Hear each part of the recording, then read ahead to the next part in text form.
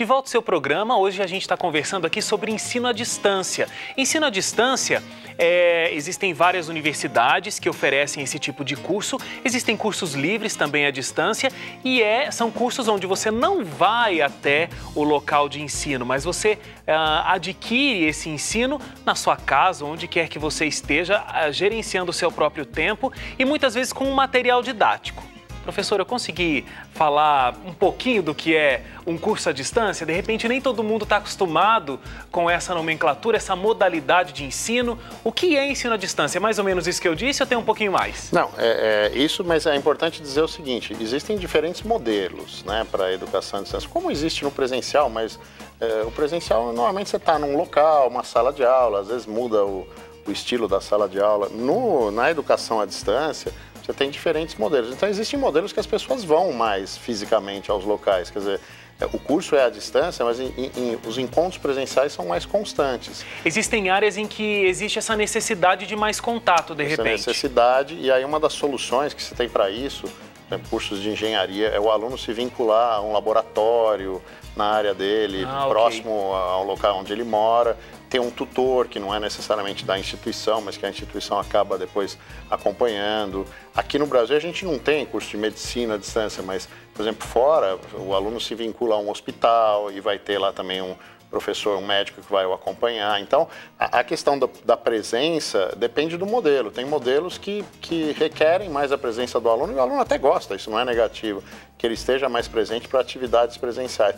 O que a literatura mostra e o que a gente tem visto na prática é que a gente caminha para um modelo semipresencial de educação, em que você vai ter atividades presenciais combinadas com a atividade à distância. A gente tende a assumir um pouco essa diferenciação entre presencial e à distância e ter modelos em que as coisas se misturem, né? Quer dizer, você tem atividades presenciais ricas, porque são menos do que ir de segunda a sexta na faculdade, mas são valiosas lá, ligadas, por exemplo, a estágio, a atividades práticas, e você tem o seu tempo de estudo à distância, com interação, com colaboração, né?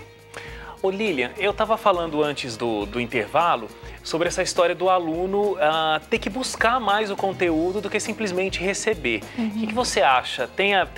Isso tem a ver mesmo? No ensino à distância, o aluno ele é mais ativo, ele é mais proativo? Bem mais. Ele precisa se acostumar a buscar. Eu costumo dizer aos alunos, não há diferença no conteúdo, ao menos, né, no que eu tenho vivência, no conteúdo do ensino presencial ou do ensino à distância. O conteúdo é o mesmo, lógico que mais sintetizado. Portanto, o aluno do ensino à distância, ele deve buscar acrescentar. Esse é o aluno que vai progredir, que vai ter sucesso.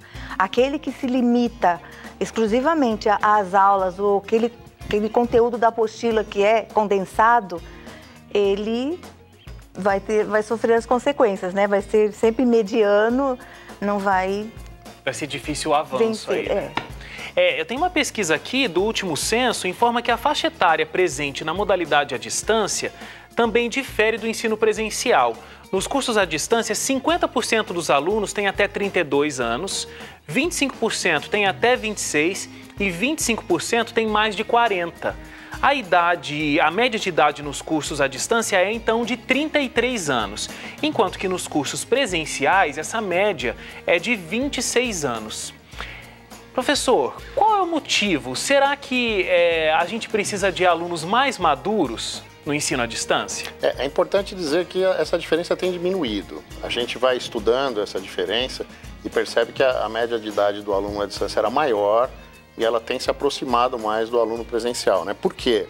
Primeiro, porque foi desmistificando um pouco a ideia de que o ensino à distância não tinha qualidade, não funcionava. Então, mesmo alunos mais novos, que têm um problema, tem um trabalho que precisa viajar muito, ou mora num local em que não tem uma instituição que ofereça um curso presencial, tem procurado o curso à distância, agora sem tanto medo, né?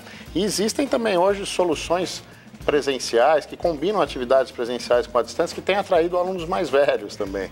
Então, essa tem diminuído. Agora, é natural que seja um pouco mais velho, quer dizer, o aluno que sai da faculdade, está livre, não tem compromisso profissional, é natural, ele procura um curso presencial, até para viver o ambiente do campus, né? E fazer as suas amizades. A interação, né? A interação olho a olho, cara a cara, né? O aluno aquele profissional que já tem uma família, já trabalha, não consegue deslocar de segunda a sexta para uma instituição, ele optou por um curso à distância, isso foi natural. Mas é interessante ver como isso tem diminuído. Interessante que vem diminuindo. Talvez caminhando para um momento em que a gente tem uma mistura das duas coisas e as idades se misturem aí, né? Eu fico pensando no aluno que acabou de sair do ensino médio, por exemplo, e vai fazer uma faculdade à distância. É complicado porque o aluno do primeiro ano da faculdade, ele pensa que ele está no quarto ano do ensino médio, muitas vezes, né? Ainda não criou aquele espírito de responsabilidade, de pesquisa, inclusive, que um curso universitário vai exigir.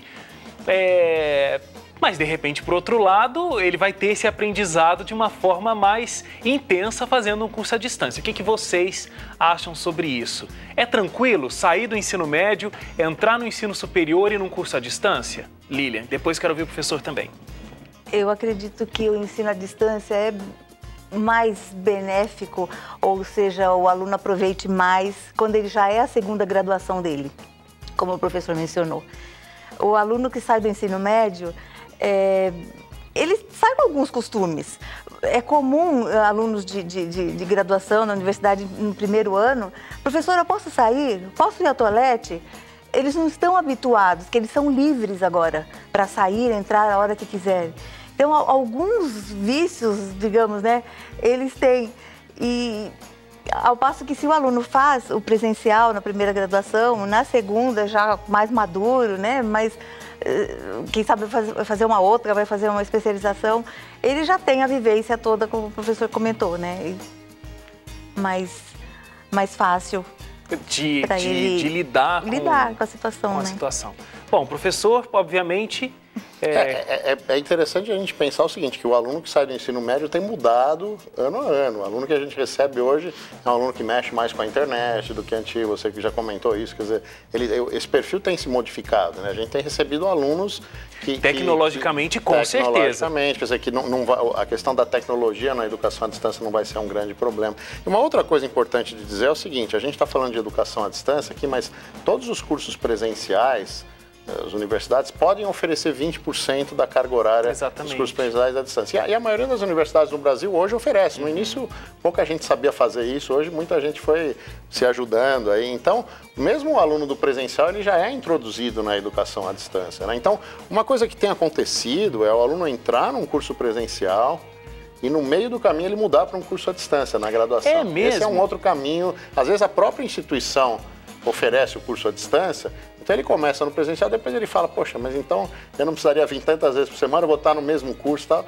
e ele se transfere. Então esse é um outro fator de atração, mesmo na primeira graduação, né, ele tem um momento inicial. Outro dia me ligou um amigo meu que falou assim, minha esposa quer fazer gastronomia à distância. E pode? Eu falei, fala para ela fazer um ano presencial. Porque aí ela vai estar lá, sentindo o cheiro, né? Depois ela passa a distância quando ela quiser. Faz um esforço de um ano, convive lá com o grupo. Mas existe curso de gastronomia à distância? Existe tudo. Na verdade, hoje a gente, acho que no Brasil, medicina, direito, estava se resolvendo. A maioria das coisas você tem à distância. No caso de gastronomia, com muitos vídeos, né? Alguns encontros presenciais, sim, é claro. Então é possível trabalhar. Então esse é um caminho interessante, o aluno de repente entrar no presencial e se ele percebe depois que ele pode concluir à distância o curso, às vezes na mesma instituição, ele tem essa opção, né? Às vezes a gente tem uma mentalidade, como o senhor mesmo colocou, né, de que o ensino à distância é aquele ensino por correspondência do passado. E não é assim, né? Dependendo de cada área, dependendo de cada necessidade, de como o curso foi construído ali naquela universidade, vai acontecer de formas diferentes. Eu conheço gente que faz pós-graduação e aí então em determinado horário a pessoa tem que entrar e aí tem um professor ao vivo olhando para a câmera e interagindo com uma sala de aula virtual, né? Cada um ali na sua casa. É como se estivesse numa sala de aula, né? É muito parecido. É o que a gente chama de atividades síncronas, né? Atividades síncronas é aquela que você precisa entrar no mesmo momento que o resto dos colegas, dos professores. Boa parte das atividades são assíncronas. O aluno entra no momento que ele quiser, acessa o material quando ele quiser. A gente teve aqui um exemplo, a gente estava fazendo uma oração, não era isso? À distância, né? As pessoas os telespectadores que estavam assistindo, a gente faz isso com uma tranquilidade né? As pessoas estavam em casa, em vários lugares aí do Brasil, acompanhando a oração, orando, né? Orando junto com a gente. À distância. Veja que a gente não acha isso estranho, né? Por que estudar alguma coisa seria estranho à distância, né? Ótima observação, é verdade, com certeza. E você, acha que é uma boa opção o ensino à distância? facebook.com/seuprograma, Twitter @seuprograma, a gente está contando e aguardando a sua participação o tempo todo aqui no seu programa e isso vai sempre contribuir muito aqui pra gente, tá bom? Estamos aguardando a sua participação. facebook.com/seuprograma, Twitter @seuprograma. Intervalo rápido e a gente volta já.